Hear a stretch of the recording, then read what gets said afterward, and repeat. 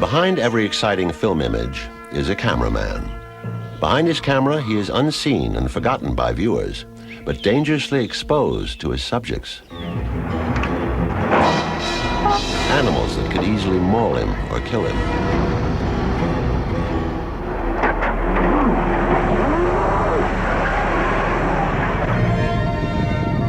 Cataclysms of nature that could swallow him up.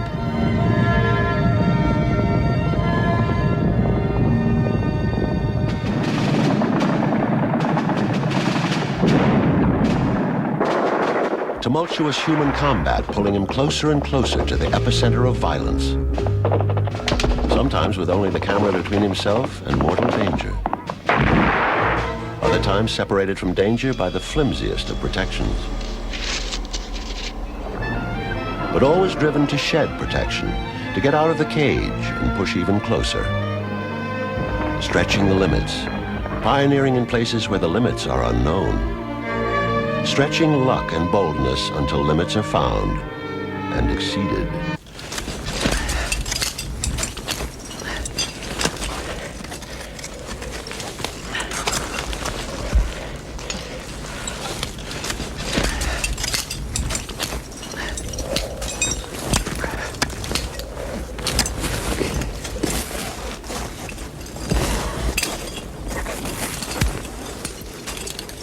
The cameraman is David Brashears, shooting a climb on an ice face in New Hampshire. Action. Just watch your left leg on my... To do it right, Brashears must climb as well or better than the climber. Keep going. While the climber thinks about climbing, Brashears thinks about climbing and shooting. About camera position, angles, focus, and changing light. About storytelling, lenses, equipment. He thinks ahead and climbs ahead.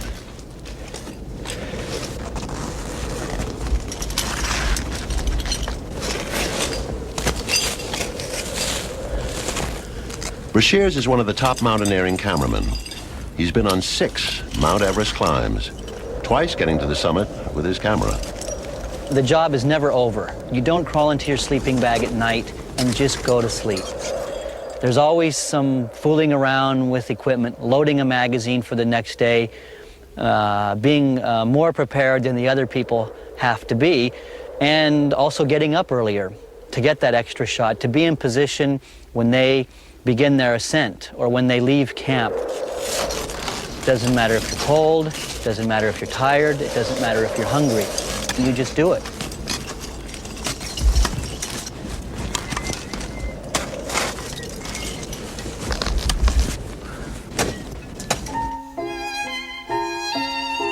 By the 1920s, cameramen were traveling to exotic and faraway places to film wildlife and adventure. And one of the most spectacular locations was Africa. Americans at home had never seen such images as these.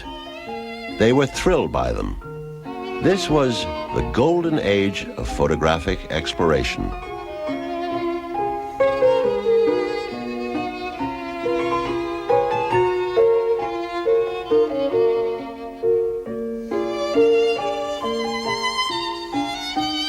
Carl Akeley was an extraordinary figure of the times, an American taxidermist who went to Africa to collect his own specimens. Trying to shoot a leopard, he only wounded it. It counterattacked, and he managed to kill it with his bare hands. Akeley's insistence on recording accurate details for his taxidermy led him to photography, and his frustration in filming fast-moving African scenes led him to invent a better camera for action photography. The distinctive, rounded Akeley camera revolutionized nature photography and was also used to film newsreels, combat in World War I, and Hollywood movies. In Africa, Akeley joined forces at times with the celebrity filmmaking couple Martin and Osa Johnson. As filmmakers, the Johnsons were less interested in documentation than sensational entertainment. They raced about Africa in elaborate photo safaris, seeking thrills and narrow escapes, heightening their adventures when necessary with deceptive film editing or staging. occasionally lapsing into antics that, seen today, seem like satire of a very bygone era.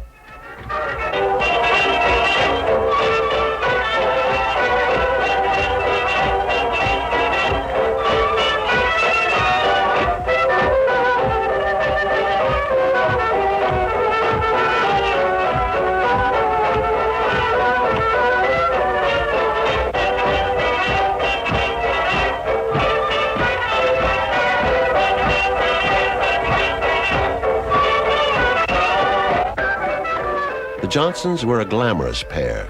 Martin was an all-American guy from a small town in Kansas who started out as a cook for Jack London. Osa was a singer who'd never been anywhere until Martin carried her off to a life summed up in the title of her autobiography, I Married Adventure.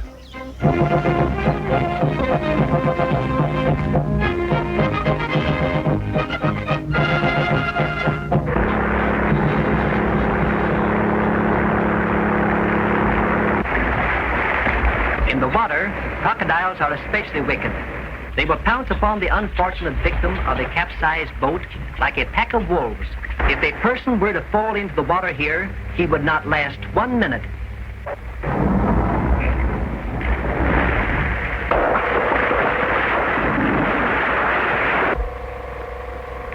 We begin to feel uneasy, lest one might charge the boat.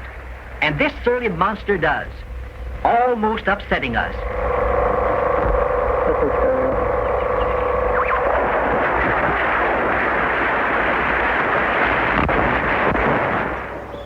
For all their showmanship, the Johnsons are recognized today as intrepid and talented filmmakers. They developed film in the field and overcame a vast array of logistical difficulties and personal hardships. Their movies, even with moments that now seem silly, were remarkable achievements. It must have been incredible to go there with primitive cameras, primitive transportation, and how they actually got any material out of Africa at all was a miracle. My first trip. Wolfgang Bayer, who's photographed wildlife in all sorts of conditions all over the world. Of all the animals that I filmed, I must say the primates are probably the most enjoyable ones. They are so much like us. Like the orangutans, we had to climb 150 feet tall trees in Borneo in order to go up in their environment. Everything else before has been filmed from the ground up. We wanted to go back, and we brought mountain climbing gear, and we went up into the trees, and all of a sudden we were face to face with the orangutans. Then they came over and they climbed up and down on our rope. They were right above us. They peed on us. You know, I'm looking up there, and what are you going to do? You hang, you're totally helpless, and some orangutan decides to pee on you. And all you can do is just keep your head low and hope he doesn't do it too long. And we were hanging up at 150 feet on the ropes, which actually came up over a branch, and we tied the rope off down on the bottom on a different tree. And we will be filming up there, and we look down, all of a sudden there's an orangutan trying to untie our rope on the very bottom, and it's not a very good feeling, and we of course had to try to shout and throw things down and then get down as fast as we can to chase him away. Looking through a camera when filming wildlife or anything that could be potentially dangerous, it puts a barrier between you.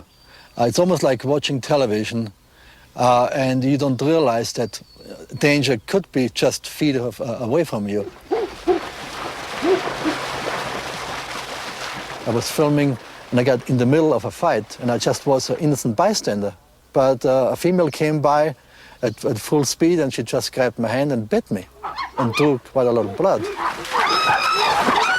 The only weapon I had along was my camera, which is a $50,000 piece of equipment.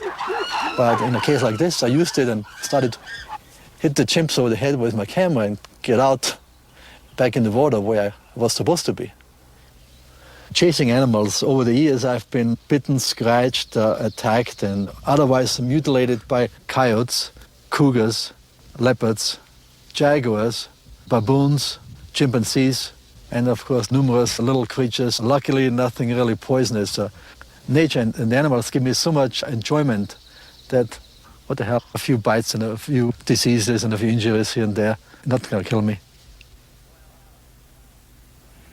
You go out on these films, and you're with very professional people who really stay out of trouble. And of course, part of the fun for an audience is to see how people handle trouble. Filming on Alaska's Yukon River, Jim Lipscomb came up against a conflict familiar to action cameramen. Things were too safe. The Yukon raftsman navigated smoothly past all perils, and Lipscomb was filming an uneventful trip. But then they came to Five Finger Rapids, and suddenly they were losing control. It was a sort of a funny, perverse pleasure as I realized as the raft was swinging out and swinging out and swinging out, I could line up the shore behind it and I could see they weren't going to miss it. Looking pretty bad, boy. Yeah. So I realized, oh boy, these guys are into it at last. They really got themselves in trouble. And I'm so glad. And then I thought, but I'm with them. What's lost? And that 10-ton raft stopped with the loudest noise I think I've ever heard in my life.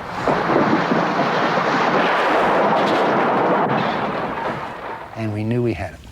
And we had it with 3 cameras going. So it made a marvelous scene in the film.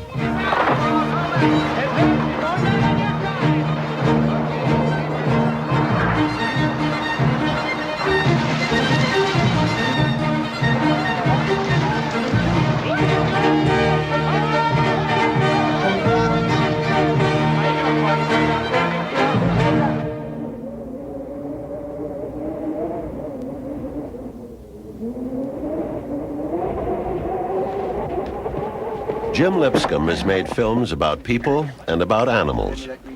He says people are more treacherous. But it was the animals he photographed for Polar Bear Alert that taught him a personal lesson about fear. It began with his own brave insistence on getting closer to the bears.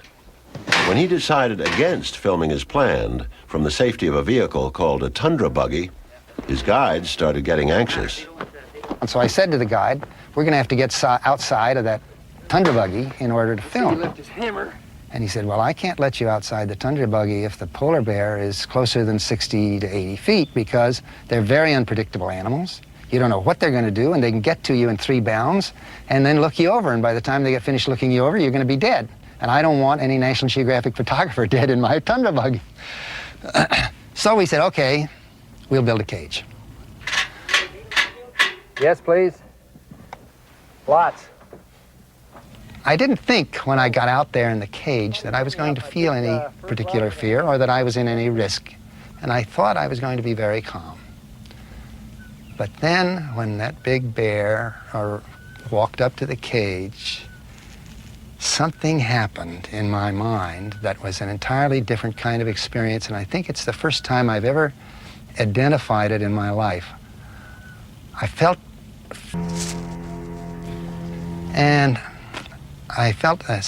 what it must be an atavistic fear, I think, that there was inborn through centuries, through eons of evolution into the human species, that this is not the place to be.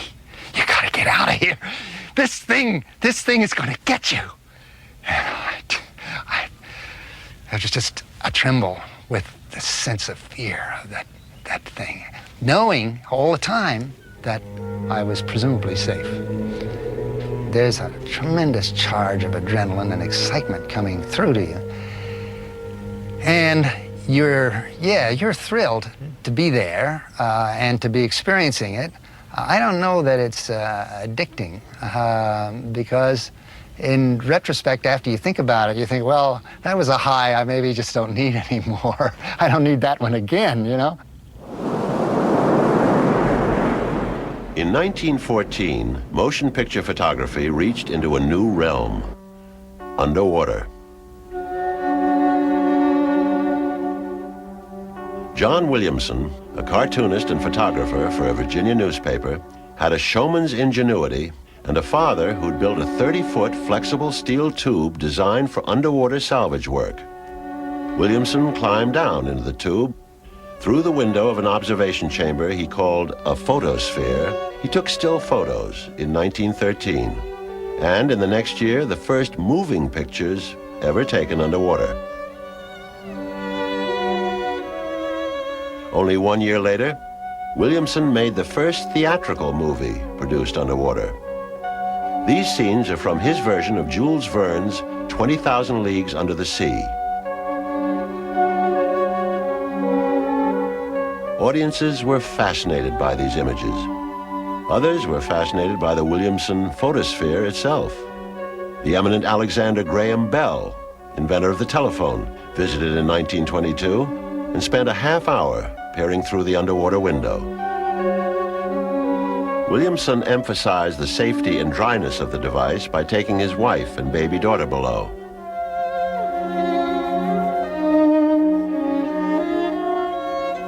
He filmed them gazing at sea life, including divers hired to swim before his cameras. Shooting in the Bahamas, he lured sharks into the picture. The sharks, attracted by the scent of chunks of horse meat, dangled in the water over the photosphere. What remained to be done, of course, was filming by a cameraman who swam freely underwater. An Austrian zoologist, Dr. Hans Haas, was among the first to try to connect diving and photography. Dr. Haas experimented with many different cameras and housings, some of which leaked disastrously. But this was true pioneering. Equipment was devised from scratch, mostly handmade, improvised, with little sophistication in diving technology, and near total ignorance of undersea dangers.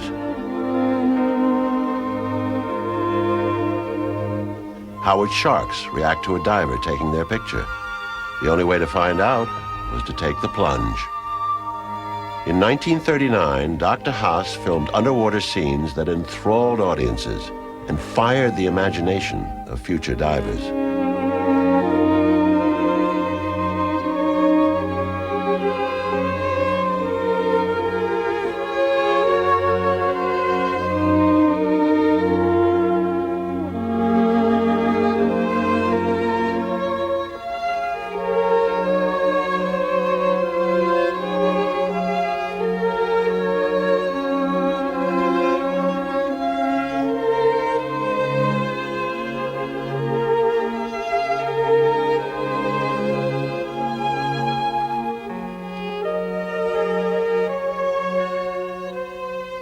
Haas first went in the water with his little wind-up 16mm camera and started to press, 6, 8 foot, 10-foot sharks in the Mediterranean. No one had ever done it before. So he was not only using new techniques and worried about the bends and an embolism and this and that, but he was also the first to ever engage those animals. So today we know that most of them are approachable. Those guys, those early people, Haas, Cousteau, hadn't a clue that was going to be the case. Very bold first efforts, very exciting. Al Giddings has shot countless ocean documentaries and the underwater segments of features including James Bond movies and The Deep. Doing so, he's amassed a vast library of underwater footage. But he's best known for his work with great white sharks, shooting them at first from inside a protective cage, later going outside the cage.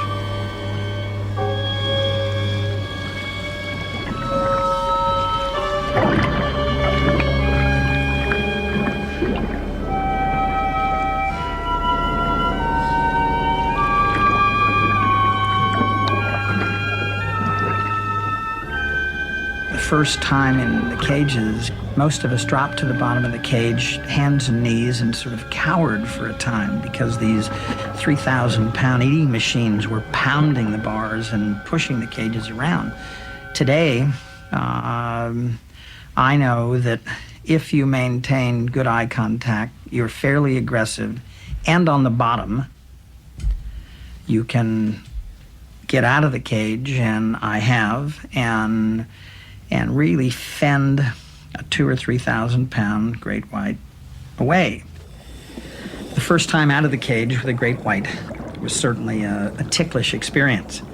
And I went out 6 or 8 feet and kept the cage at my back, and the first animal that came near, I lunged forward a bit, not totally convinced that he was going to move off, but it worked. And I continued to move further and further away from the cages, and eventually, the last time we were in Australia, I had 5 whites circling the cages and me, and I was 30, 40 feet away with animals swimming between me and the cages. You always have apprehension, but driven a bit by the hum of that camera and the spectacle, you take a calculated risk.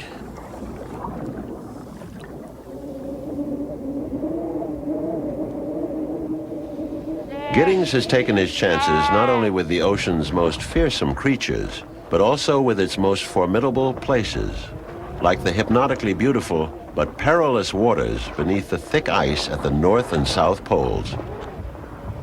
Diving the North Pole, and for that matter, Antarctica, I think represents the toughest diving that I've done anywhere in the world.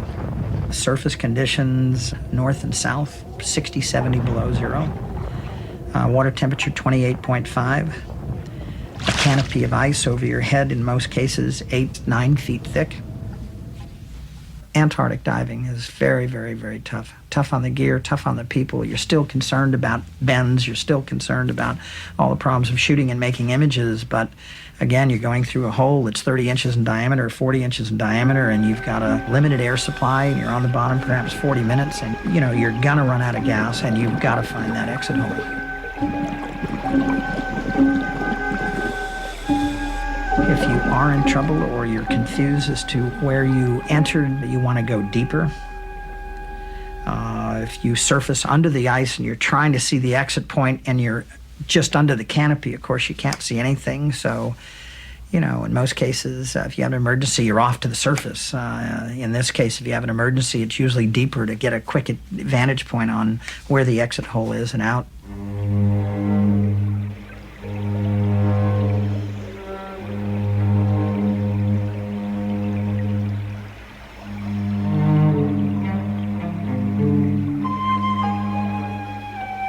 Arctic diving is also some of the most beautiful diving that I've done. It's really a fairyland of sorts.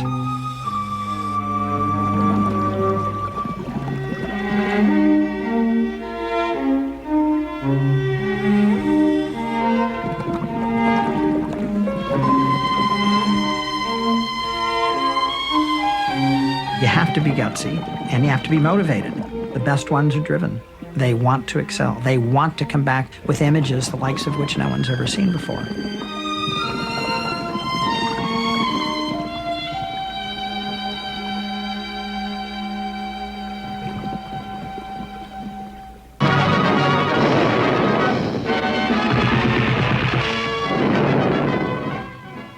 The camera goes to war. Each day it records the courage and heroism of our troops in battle. But rarely do you see the camera and the men behind it, who risk those same dangers to send back their stories and pictures. This is Cameramen at War, made during World War II, but with an admiring salute to the filmmakers of World War I. In the last war, they set up their cameras 60 yards from the German front line. The man in the tin hat and bow tie is D.W. Griffiths, responsible for that silent epic, The Birth of a Nation.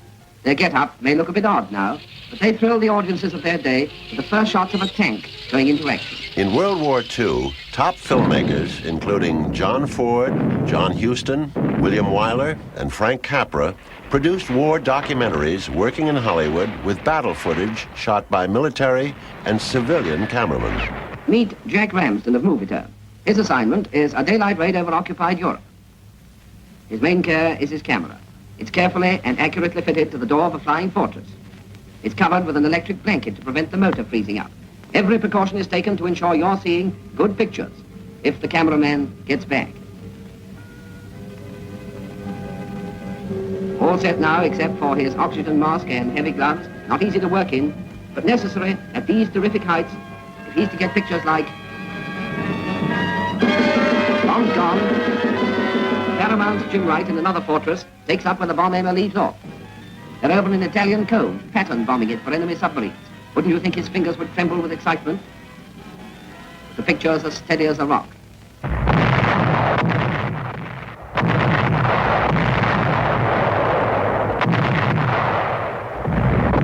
amphibious invasion of the Pacific island of Tarawa in 1943, one of the bloodiest battles in the history of the U.S. Marine Corps. A documentary film about the battle, shot by Marine combat cameramen, later won an Academy Award.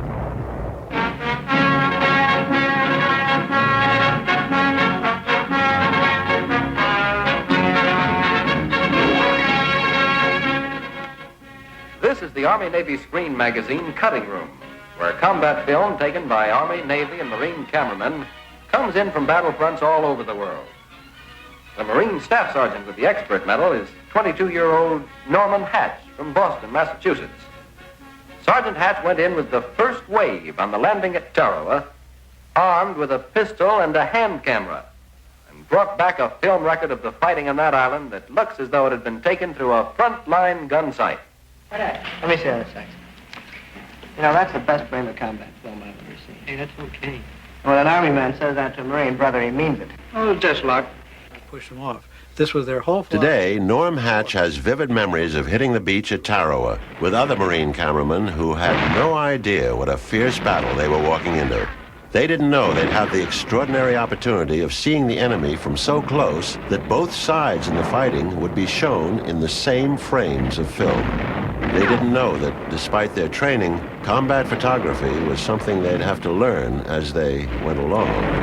When we went in on Tarawa, the only experience that anybody had had in the Marine Corps doing a war story on film was Guadalcanal, and that was almost nothing at all. And so consequently, when we got ready to go, it was sort of like an improv situation, you know? Everybody makes it up on his own.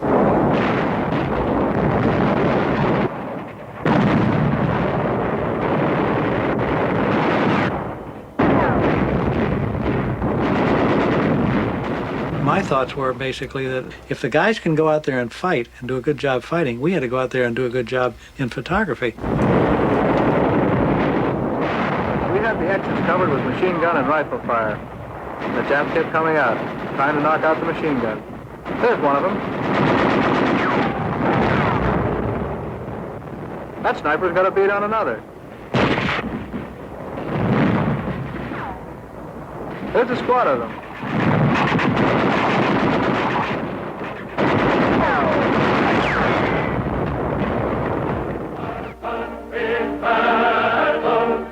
A lot of good guys from the outfit weren't there anymore.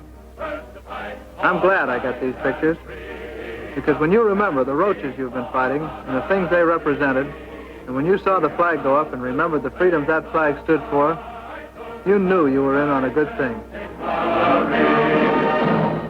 In 14 days, Vietnam, a different war and a different breed of cameraman. Cameraman Norman Lloyd, on assignment for CBS News, filmed and recorded these scenes when Bravo Company moved into a large communist bunker complex 6 miles north of the Vietnamese border. The main enemy force had apparently pulled out, but a rear guard element was left behind to slow down the American advance.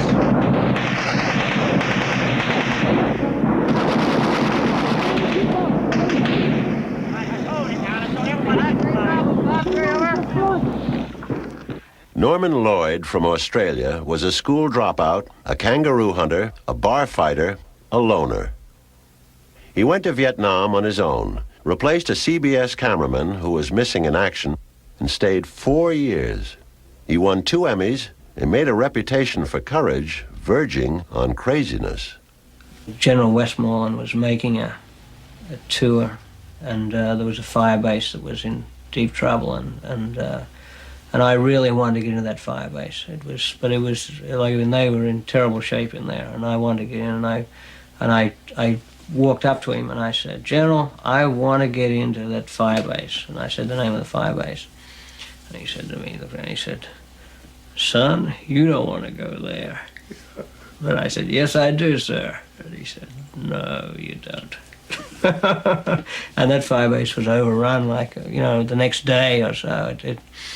But I really wanted to get in there.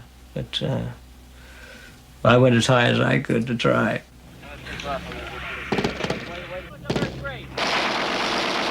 There was a lot of competition between the 3 networks, for bang-bang footage. It was very important to get bang-bang footage. It was action. It was what they really wanted.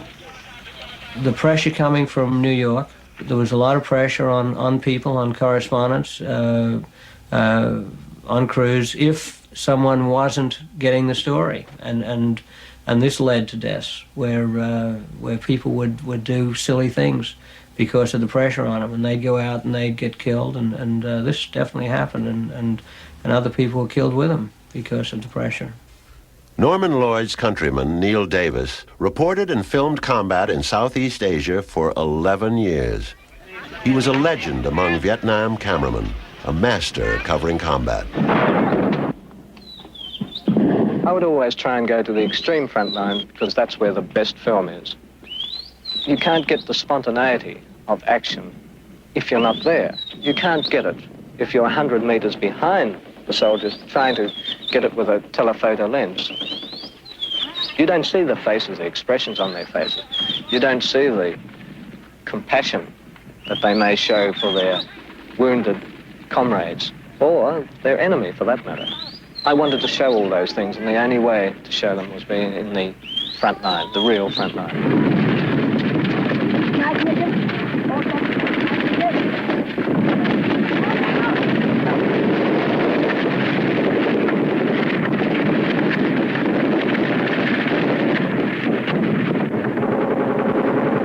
And the idea is, for a news cameraman, get the film and keep it rolling no matter what happens. When Saigon fell, Neil Davis was there, filming the panicked attempt to escape the bloodbath expected when the North Vietnamese recaptured the city. Most camera crews departed in the helicopters lifting off from the U.S. Embassy, helicopters that were later dumped into the sea to make room on aircraft carrier flight decks.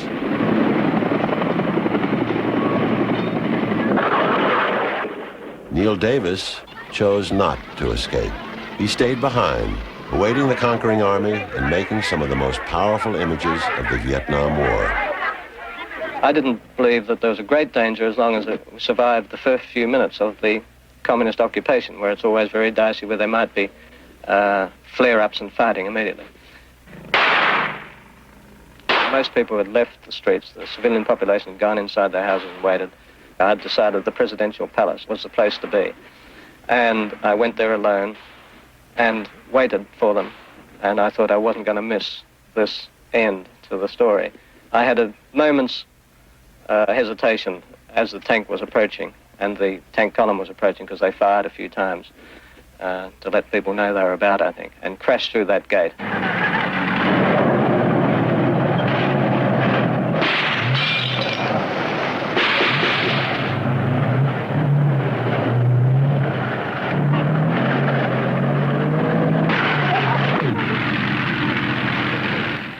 And the man with a weapon raced towards me, screaming in Vietnamese, "Stop, stop, stop." Well, I kept filming and we got quite close, and I rehearsed my bit before, which was in Vietnamese, "Welcome to Saigon, comrade."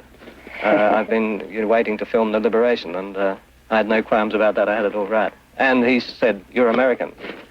I said, "No, I'm not. I promise I'm an Australian, and I've been waiting for you." So he hesitated, and then some troops were coming out and surrendering from the palace. And he hesitated, then dismissed me and ran past, and I was able to then start filming again. In 1985, Neil Davis was shooting a coup in the streets of Bangkok, a tame event compared to the heavy combat he'd survived so many times. But on this day, an exploding tank shell hit Davis and his crew. His camera, dropped on the pavement, was still rolling as he was dragged away. But he was dead, and his sound man died a few hours later.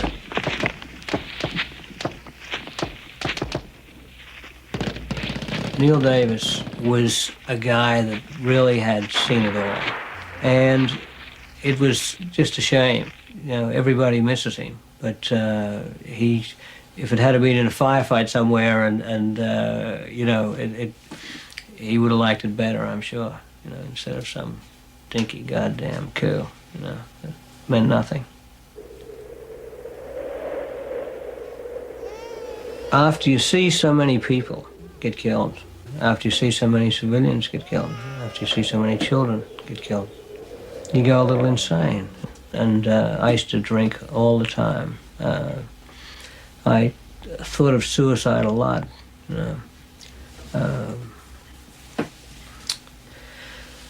The only reason that I really didn't do it was I really didn't want to hurt my mother.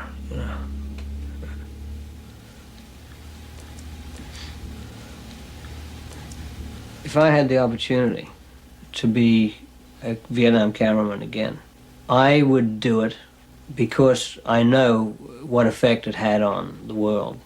It's taken years for me to get myself back together. But I'd do it again because I know that people have got to see what war is and what it means and the futility of it. Mount Everest, a symbol of towering, irresistible challenge. Its grandeur has always inspired awe and noble effort. But Everest is also a killer.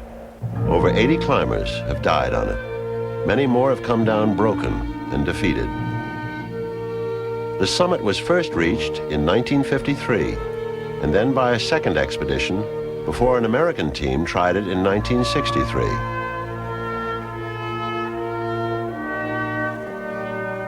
This team, 19 men, had a dual objective: to reach the summit, but also to film it, to create a documentary that would become the first National Geographic television special.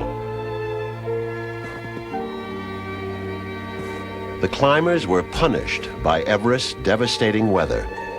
Temperatures 20 below zero, winds blowing at more than 60 miles an hour. The altitude and cold induced nausea and headaches. Climbing was hard labor. Thinking was hard. Operating the camera, even remembering the camera, was hard. And then things got worse. The expedition's professional cinematographer, Dan Duty, was stricken with a nearly fatal blood clot. His climb was over, but lying in his tent, he taught a crash course in mountain cinematography to a pair of climbers who now got the job as movie makers. Luke Gjerstad, who till then had never worked a film camera, remembers. So we thought he was going to die, and he thought he was going to die. So Duty got out scraps of paper and got Barry Corbett and I by the neck and began to diagram, I think it was 18 different shots, and was teaching us how to become cinematographers. So we'd take these little cameras without filming them, and we'd go outside and shoot, and then we'd come back in and tell him what we did, and he'd critique it for us. On May 1st, climber Jim Whittaker and the Sherpa, Gambu, reached the summit, planting an American flag, but taking only a few snapshots. Luke Gjerstad, with the movie camera, and his climbing partner, professional still photographer Barry Bishop, was still a long way from the top. Climbing is scarcely the word for what they're doing now. They're barely creeping. 5 breaths to a step, then a rest. Then more steps, more breaths. Bodies aching, minds numb. Even with their flow of oxygen, they can barely breathe. They can barely move their leaden feet. But still they do move. You become so single-minded, the rest of the world is just gone. Nothing matters anymore. I am going to get there if I have to crawl. So you just keep putting one foot in front of the other and breathing as well as you can and trying to stay as warm as you can. On the morning of May 22nd, they launched the final push. As alone as 2 human beings can be on the face of the earth.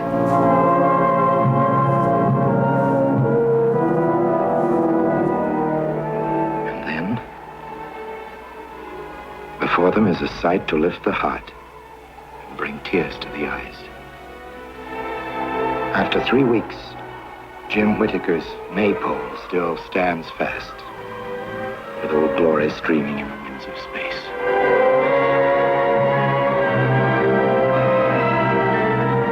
These are the first moving pictures ever taken from the summit of Everest.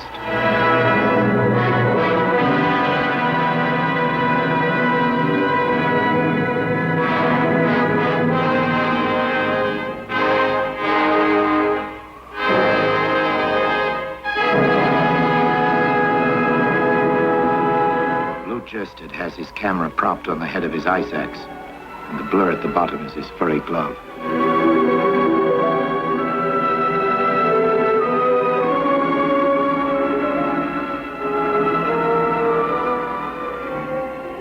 Now a blast of wind strikes the earth, quakes, Lute almost falls, then steadies himself and completes his panorama. They have won their victory. They are filled with a great surge of joy and gratitude. We probably spent 45 minutes to an hour on top, and all that was taken up by filming, really. And filming that long, certainly you pay a price for it, and Barry's price was that he lost parts of both little fingers and his fourth finger. And then in the bivouac that night, as a result of that, he lost all 10 of his toes and part of his foot bone, and both feet. And we finally were flown back to Washington sometime end of July, I guess, that year, to get medals and awards and things. And part of this was to go to the Geographic, and they were going to show some raw footage. And I walked into this room not really paying a lot of attention to it and looking at the great pictures that had been taken. And all of a sudden, on the screen came my summit footage. And I started to cry. I couldn't believe that it had come out. And then I remembered what it looked like. But I hadn't remembered what it looked like until I saw that. And it's because of that single-minded attitude of, get this job done, forget everything else, and then you can turn around and go home. 20 years later, David Brashears reached the summit and beamed a television picture to a satellite station for broadcast a week later on an American network. 25 years later, 1988, pictures from the summit were seen live on TV around the world. Thus, the dream of Captain John Noel was fully realized. Captain Noel, who carried the first movie cameras on Everest in the unsuccessful British expeditions of the early 1920s. His film continues to amaze mountaineering cameramen, not only for its clarity and coverage, but also his pioneering ordeal. He lugged heavy equipment. He developed the film himself on the spot, working in a mountainside tent, filtering glacier water, burning yak dung to provide heat to warm his chemicals.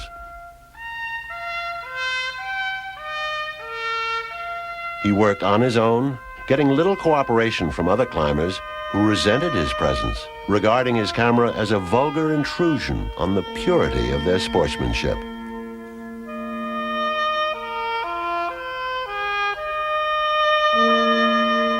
And yet, his film preserved the memory of the climb and made a legend of its tragic climax. Climbers George Mallory and Andrew Irvine struggling to within 600 feet of the summit before disappearing forever. Noel and the others watching through telescopes, then waiting anxiously as a search party led by Annie Odell went up. Crossed blankets in the snow was the visual signal to those below that there was no hope, for Mallory and Irvine were gone. A signal first seen through Captain Noel's long lens. The emotion of that moment 64 years ago is still keenly felt by Captain Noel. He is 98 years old. The top of the North Col was a shelf of ice. And Odell, when he'd made the search and determined after 2 days and 2 nights that the men were dead, had just lost. He went up and he found the tent and he found these pieces of oxygen cylinder, and he came back and he gave us a message by signal.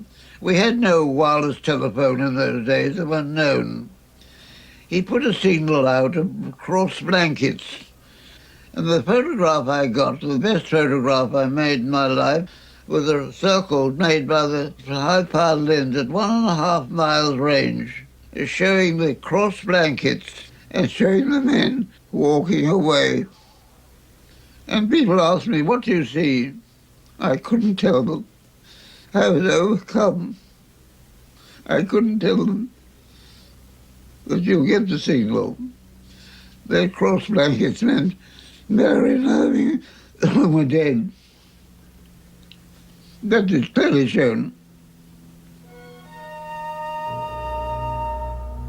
Almost 30 years passed before men reached the top of Everest. Almost 40 years till Lute Gjerstad fulfilled Captain Noel's dream of moving pictures from the summit. Captain Noel, filming a heroic quest on a great mountain, was one of the first of his kind. As the era of the action film cameraman was just beginning, he embodied its bold and adventurous spirit and made a lasting contribution to the tradition of cameramen who dared.